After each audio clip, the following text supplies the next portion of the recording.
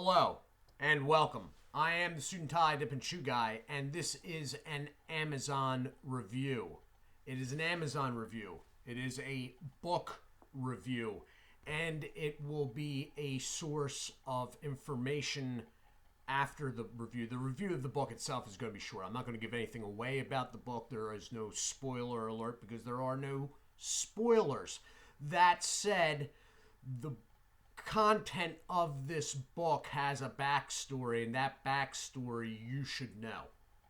So, although you may not want to know this information, it's something you should know. So, 1 second after, all right? William R. Forstchen, that's how I pronounce it. Whether that is how it is actually pronounced, I do not know. The gentleman has a PhD from Purdue University. He has a background in military history and technological history, or the history of technology, if you would. So this copyright of this is from 2009. It has a foreword written by Newt Gingrich. If you are familiar with him, he was the Speaker of the House in the late 1990s. So, the book itself is, the story is 345 pages, okay? It is fiction. It is written as a story. It has a lot or a good bit of dialogue in it. I have not finished this book, all right? That said, I have read a good bit of it. It is fairly easy to read. If you're not the greatest, if you don't read a lot, or your reading is a little bit weaker than you would like, it's not going to be a problem with this. It's understandable. The premise is understandable. The dialogue is easy to follow. No problems there. This is in my book section of the Amazon store that will be linked in the description of basically all videos now. Again, as far as that Amazon store goes, you may or may not see stuff in my storefront, the stuff that I have collected and am still collecting, so it's not anywhere close to being done. That interests you, or it may not interest you. Whether it does or it doesn't, it is what it is. What would interest me, though, is if your household is buying something from Amazon anyway, if you go through that link to buy whatever it is you're buying. Because I believe I will still get a commission. It'll be smaller, but it'll still come down the line, and we will fund tobacco with it.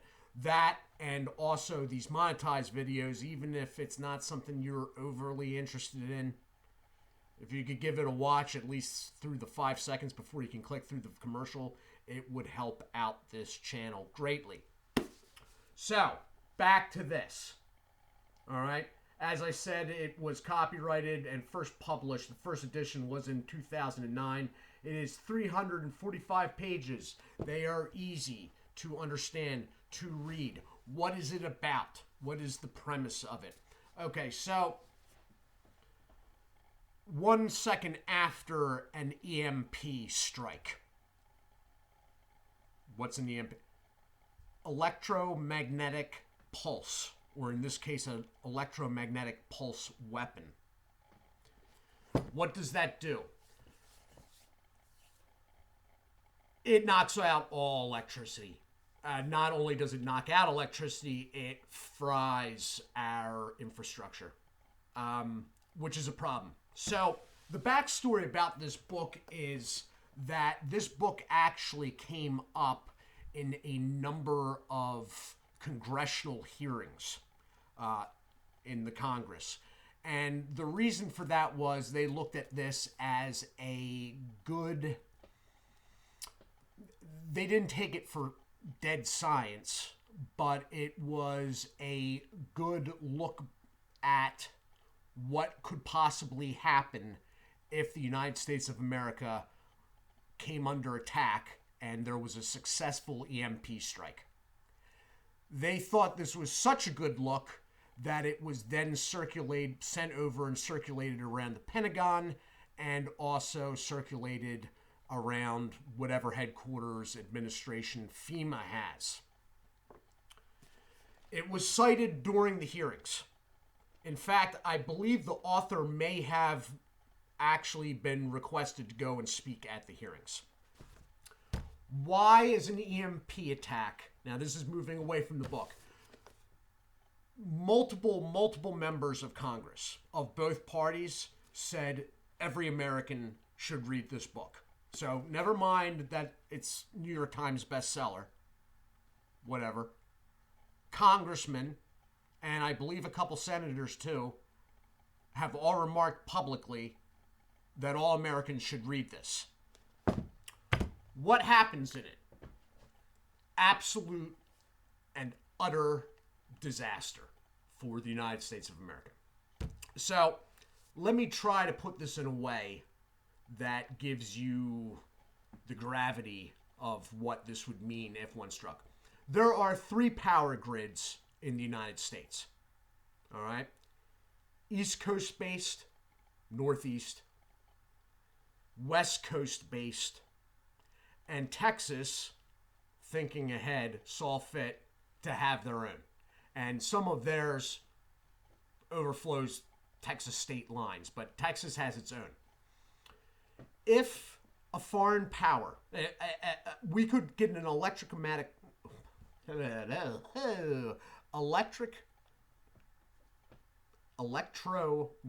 pulse could happen in 2 different ways.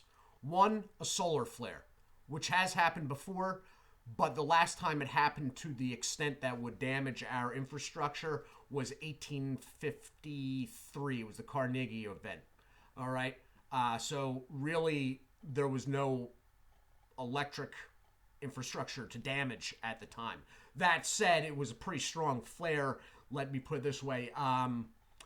The northern lights were seen at the equator. Had that happened in modern times, the entire planet would have probably been wiped out.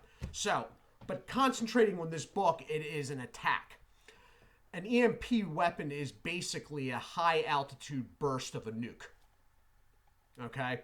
It can either come in form of a intercontinental ballistic missile, or it could already be sitting up there in form of a low altitude satellite. The idea would be that if a foreign power was able to get either a satellite or a nuclear warhead, one way or another, via missile, satellite, whatever, to burst at about 50 to 60 miles up over around South Dakota, both the East Coast and West Coast electric grids would fry. Texas might stay up and running. Might. But East and West Coast, because it would be so high up, the pulse spreading out and down would actually fry East and West Coast. Why is that a problem? That is a problem because the major components of an electrical grid, let's picture it as a big mechanical computer box. Really big, like huge. We don't have backups of those. They're so big and so expensive, we don't keep a backup one standby. If the one that's in use fries, we don't have one to replace it. Not only that, but the companies that make these things don't make them ahead of order. So we don't have one as backup. We don't have a backup one. Okay, it's not like a gas generator. We don't have a backup. Not only that, the people that we get these from don't make them before we order them. And they're so expensive that we don't order them before we need them. Add to this the fact that they're made in Asia. So, what you have here is a piece of equipment that if it breaks down and is no longer usable, we have to order. And then we have to wait for it to be built, wait for it to be shipped. Between ordering and delivery of shipment, estimated 14 months. Which brings me to the big problem. That congressional hearing, or hearings that I was talking about, where this book was cited, they came to the conclusion that if the East and West Coast electrical grids were fried, that by the end of 12 months, 9 out of every 12 Americans would be dead. By the end of the 12th month. Keeping in mind the thing I did about the piece of equipment, between order and delivery, 14 months. So that's not showing up in time.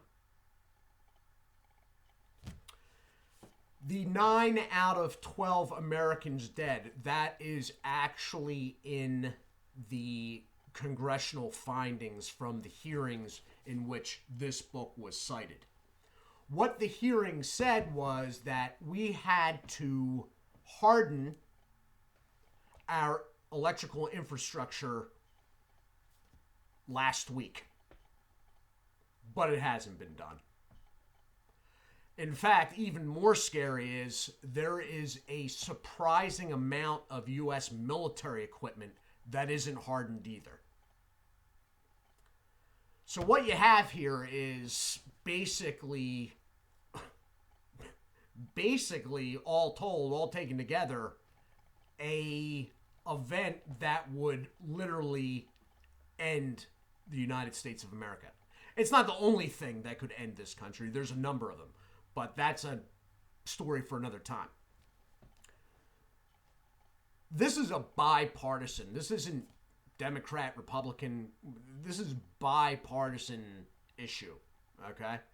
Whether you are a Republican or a Democrat, or you're a Democrat that's living in a Republican district or vice versa, whoever your congressman is and or senator, you may want to think about, say, shooting off an email at some point saying, hey, I was just reading 1 second after, which was cited in your hearings, and I'm wondering, I'm a little concerned about our electrical infrastructure not being hardened. Because they came to the point in the hearings where we got to harden this. We need to harden like right now. And then some got hardened over there. Oh, we got some stuff hardened over here. The military's doing some hardening. Classic government response. We make a big deal, start throwing out crazy numbers like 9 out of every 12 Americans are going to die if we don't do this. And then we sort of do that, but we don't really do that. So that is the gist, and that is why this book is of importance. And although I was not planning on doing a book review, because I'd never done one before, right away I thought this was the subject matter was important enough to push this a little before I had planned on doing any book reviews. So this is in the Amazon store. Now, on the back of this thing, let me see. It's saying US $17.99. I think in the Amazon store, since this is, an older book now, I think it's just the paperback, which is what this is. I think it's a shade over. It might be like $11, something like that. As I said, it's easy to read. Let me read you the back of this, okay? So this is just like, the little taste they give you in the back of the book. New York Times bestselling author William R. Forstchen tells a story that might be all too terrifyingly real. A story in which one man struggles to save his family in his small North Carolina town after America loses a war that sends our nation back to the Dark Ages. A war lost because of a terrifying weapon, an electromagnetic pulse. I don't know why I'm having a hard time saying that tonight. EMP, that may already be in the hands of our enemies. I can guarantee you it's already in the hands of our enemies. Any enemy that has a ballistic nuke missile capability that could get one at the right altitude over the center of the United States, which includes China now. China, for those that don't know, could technically, going over the Pacific or over the pole, hit Chicago now. That's their range. So, yeah, that's Russia, China. There's even talk that not too long after the hearings, the North Koreans launched a satellite for their non-existent space program. So who knows what that satellite's carrying, because you don't need a high-yield nuke to do this compared to one that you need to wipe out, let's say, New York City. You don't need a high yield. And the yield you need, the North Koreans actually have. So they don't have a missile that can get to the center of the country. But if they did actually launch a satellite, I'm thinking that's probably passing over in orbit, passing over the country probably anywhere from 60 to hundreds of times a year. Anyway, moving on. Months before publication, 1 second after has already been cited on the floor of Congress as a book all Americans should read. It has been discussed in the corridors of the Pentagon as a realistic look at EMPs and their awesome ability to send catastrophic shockwaves throughout the United States. Literally within seconds. EMPs are a weapon that the Wall Street Journal warned could shatter our nation. In the tradition of On the Beach, Failsafe, and Testament, this book, set in a typical American town, is a dire warning of what might be our future and our end. A riveting cautionary tale, says book list. So that is it. This has gone way, way longer than I wanted. I tried to get all these videos today around 10 minutes. Didn't work once. Not once. So, although unlike the other ones, this content is, in my mind, a little more important. Again, stuff you probably don't want to know, but knowledge gives you a one-up when things go sideways. So, 1 second after, found in the Amazon store in the description. I do thank you for watching. Everyone that has been watching these monetized videos, this is how we are funding tobacco and eventually a computer that doesn't make all sorts of noises while recording. So it is important, even if you're not overly taken with the subject matter. So for those that have been watching, I do thank you. Do take care. I am going to try to get tobacco together or something together on this Tuesday night. So 3 nights from now. Do take care of yourselves, and as always, God bless.